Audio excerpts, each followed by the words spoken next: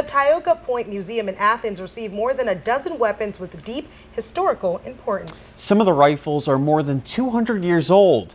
Now here's the weird part. These rifles came from a very unlikely source, a local school district.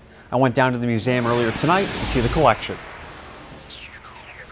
It's really interesting to see the evolution of the technology through this collection.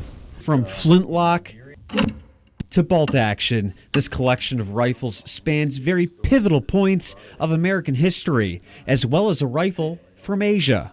The Japanese matchlock, we're not really sure when that was made, probably mid-1800s, early 1800s. We also have a blunderbuss, a short, basically like a shotgun style gun. It was probably late 1700s. The rifles were owned by the Waverly School District. Todd says the district used the rifles during history lessons. Little we know is that in the late 1950s they were on display in a gun cabinet in the Muldoon School, and we're not sure when they were taken out of exhibit space and put away in storage, but they've been in storage for quite a few years. Not many people even knew they were where they were.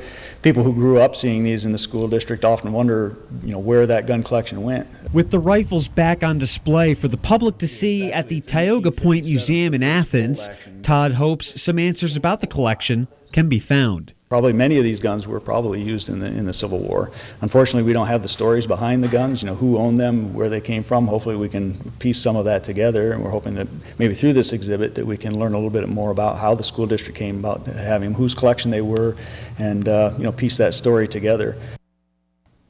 In the rifle collection will have an exhibit opening on November 7th at the Tioga Point Museum on Main Street in Athens. The collection will remain on display going into 2016.